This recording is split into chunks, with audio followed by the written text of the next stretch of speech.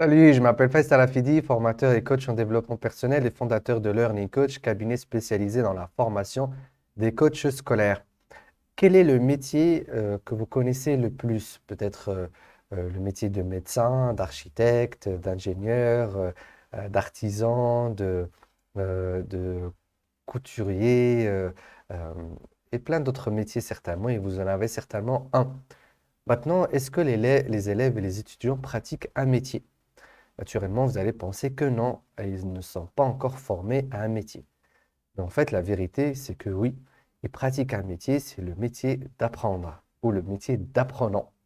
Et oui, les élèves et les étudiants sont quotidiennement dans un travail à plein temps qui est le fait d'apprendre. Maintenant, est-ce qu'on les a bien préparés? Est-ce qu'on les a formés?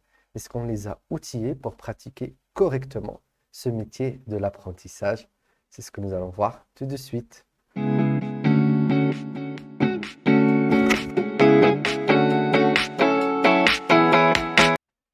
Eh bien, il faut savoir que la réponse est tout simplement non.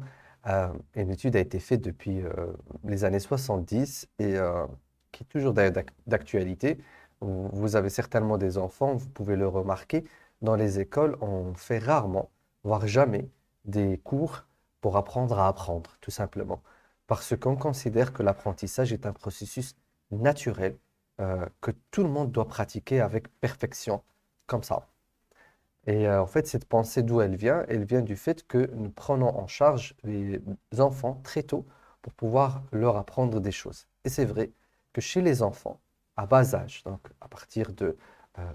à partir de la naissance jusqu'à l'âge de, on va dire, 9, 10, 11 ans, maximum 11 ans, c'est-à-dire jusqu'au début de la puberté, eh bien, les enfants apprennent de manière très, très naturelle, très efficace, très performante dans la majorité des cas. Bien évidemment, avec des façons différentes. Mais ils apprennent, c'est des éponges, c'est normal, c'est les âges où l'enfant doit apprendre énormément de choses. Il doit apprendre une langue, voire deux, apprendre à marcher, apprendre toutes les règles qui régissent les règles physiques, qui régissent le monde, la gravité, tout un tas de choses, pas forcément avec un tableau et des équations, mais avec de la pratique. Et du coup, nous sommes face à des créatures et un cerveau en plein développement et qui apprend très très vite. Mais quand la puberté arrive, il y a des chamboulements physiologiques. Le cerveau n'a plus de priorité unique d'apprendre et de croître, mais il a d'autres priorités qui est de préparer le corps physique à l'âge adulte, donc à la procréation, et surtout la procréation, et bien évidemment à la production, à la productivité, ainsi de suite. Donc on passe à une autre étape. Et quand on passe à cette étape-là, eh bien, le cerveau réduit ses capacités et ses moyens, voire même son énergie qu'il va dédier au processus d'apprentissage. Et du coup, notre capacité à apprendre diminue drastiquement. Chez certains, elle reste maintenue parce que le cerveau est développé.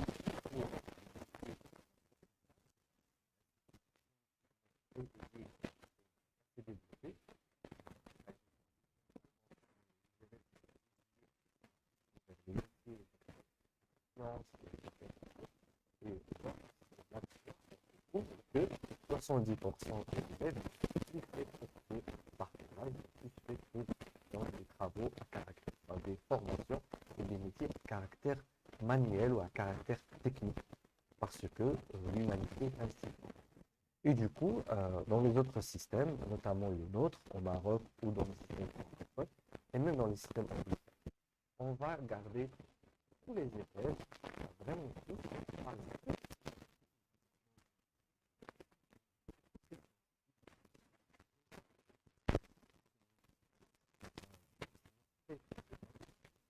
on ne va pas discuter maintenant le système et ses imperfections, mais ce qui est sûr, c'est que les élèves et les étudiants n'ont plus cette tendance naturelle à apprendre. En fait, ils perdent cette capacité.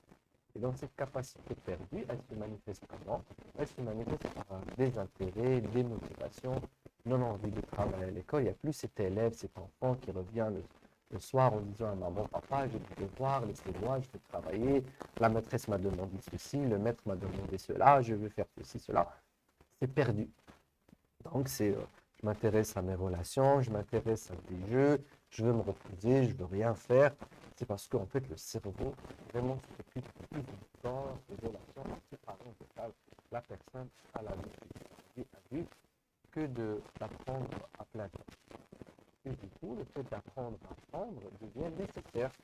Donc, apprendre, c'est-à-dire non, on comprend naturellement. Des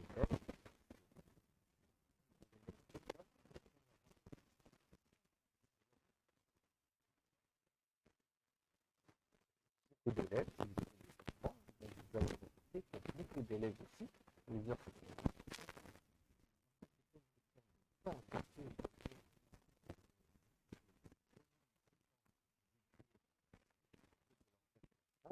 c'est qu'eux-mêmes, ils n'ont pas la capacité de comprendre tout simplement. Mais c'est ce qu'ils fait. Donc, j'arrive à comprendre qu'il s'agit de jeux vidéo, il s'agit de séries complètes, comprendre.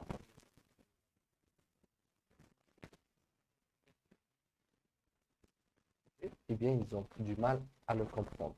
Parce que là, ce n'est plus un processus naturel. Il va falloir mobiliser des techniques et des outils. Ça, c'est le métier. C'est un métier. C'est quoi la différence entre un amateur et un professionnel? Un amateur dans n'importe quel métier, on va dire un amateur dans la cuisine, dans la menuiserie, ben, il fait les choses par passion. Il les fait quand il a envie, quand il n'a pas envie, il ne les fait pas. Quand il est très motivé, ben, il fait un max. Quand il n'est pas du tout motivé, il ne fait rien. Un professionnel, non. Un professionnel, il se pointe tous les jours pour faire de manière correcte, efficace et performante. Donc, un amateur en cuisine, bah, je vais cuisiner quand j'ai envie, ce que j'ai envie, de la façon avec laquelle j'ai envie, et je me contente de mon goût pour pouvoir évaluer ce que j'ai cuisiné. Ou si je fais de la menuiserie par passion, bah, je fabrique ce que je veux, comme je veux, quand je veux, à ma manière. Et je m'en fiche du reste. Et donc, il y a beaucoup d'élèves qui sont comme ça. Donc, ils apprennent ce qu'ils veulent, quand ils veulent, comme ils veulent. Ils s'en fichent du reste. Ils s'en fichent des examens et tout le reste. Donc, c'est des amateurs en termes d'apprentissage. Un professionnel en termes de cuisine, de menuiserie, non, il s'en fiche de son état émotionnel, de motivation. Il doit produire efficacement, de manière performante, tous les jours, qu'il ait envie ou pas, qu'il soit motivé ou pas, qu'il soit intéressé ou pas. Il doit produire pour un objectif précis qui est celui de satisfaire ses clients et donc de produire tout simplement.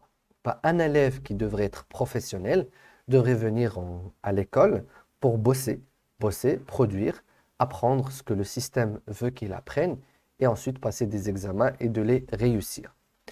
Alors bien évidemment, vous allez me dire que peut-être on doit revoir le système, ça c'est sûr et certain, mais encore une fois, ce n'est pas le sujet. Mais aujourd'hui, pour beaucoup de métiers, malheureusement, si l'élève veut les pratiquer, il doit passer par ce parcours donc, de professionnalisation en termes d'apprentissage pour pouvoir donc accéder à certains métiers. Beaucoup de métiers d'ailleurs. Et du coup, eh bien, on a besoin aujourd'hui d'apprendre aux élèves et aux étudiants à apprendre. Donc, on a besoin de leur donner des outils pour comprendre, pour résoudre des problèmes, pour analyser, pour diagnostiquer, pour se concentrer, pour se motiver, pour prendre de l'information, pour la maintenir dans leur mémoire, la reproduire, la faire interagir avec d'autres informations, alors que ce sont des sujets inintéressants pour eux, alors que ça ne les intéresse pas. Ils doivent le faire parce que c'est nécessaire pour pouvoir devenir des pros dans leur métier plus tard ou dans leur domaine plus tard. Et donc, c'est ce passage-là.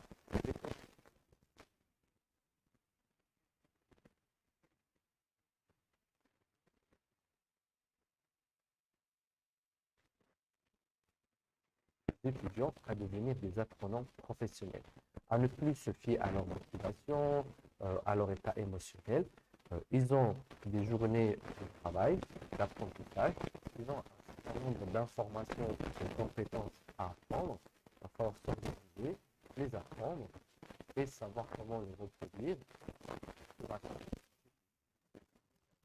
une façon, une méthode, et ainsi de suite.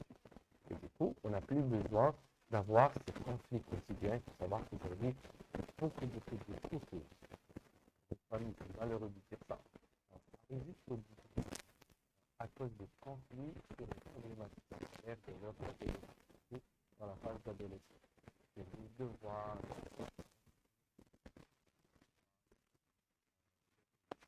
quoi faire,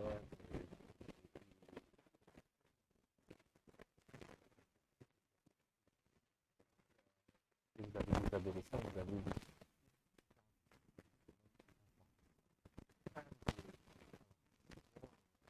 parents qui sont dépensés, on ramène des profs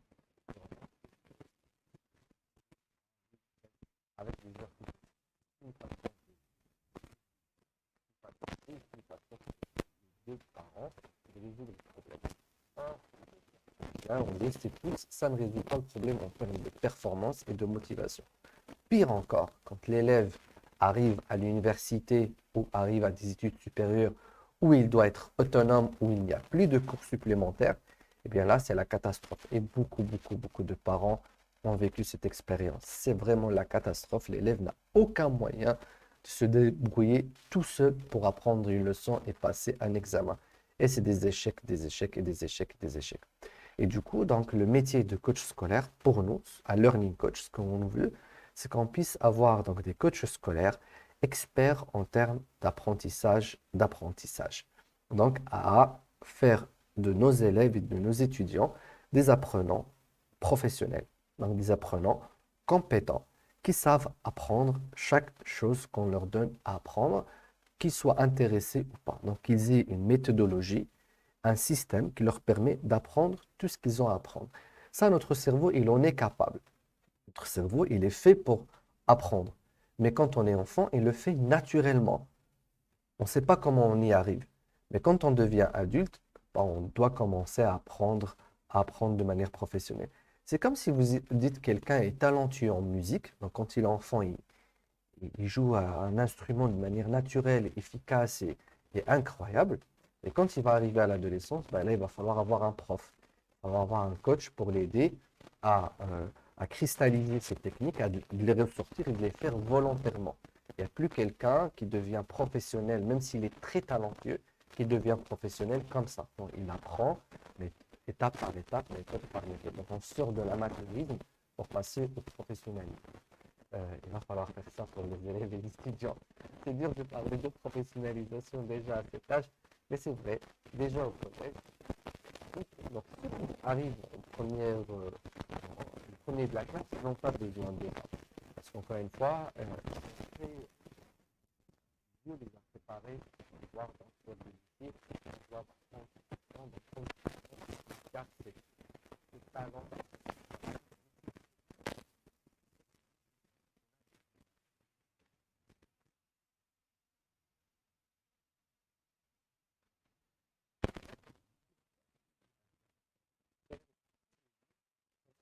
C'est l'info, comment faire la différence principale.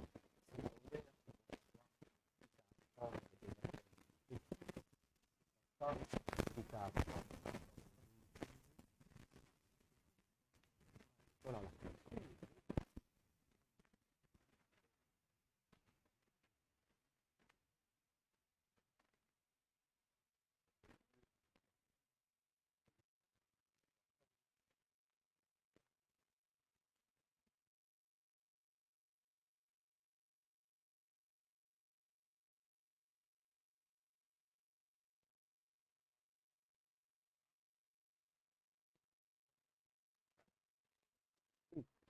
Et d'autres qui n'ont pas, et c'est la majorité des élèves n'ont pas, et donc on n'aura pas appris comment faire.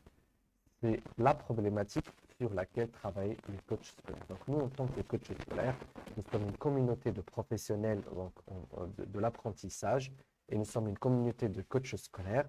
Donc nous formons des coachs scolaires et puis on reste en réseau, on travaille en réseau pour pouvoir développer des idées, des pensées et des outils pour pouvoir donc permettre aux élèves de développer leur façon d'apprendre. Donc si vous êtes intéressé à devenir un coach scolaire, n'hésitez pas donc à me contacter. Vous pouvez remplir le lien en bas de cette vidéo sur la page qui présente donc cette formation. Nous allons vous contacter, évaluer votre motivation et votre projet professionnel si vous désirez vraiment pratiquer ce métier. Et puis, on va vous présenter aussi notre parcours de certification Et si tout se passe bien, vous pouvez vous également devenir un agent de transformation, donc une personne qui va aider les élèves à se professionnaliser en termes d'apprentissage. Voilà. Donc, je vous dis à très très bientôt peut-être. Et pourquoi pas, peut-être vous serez coach scolaire avec nous. À très bientôt. Ciao, ciao.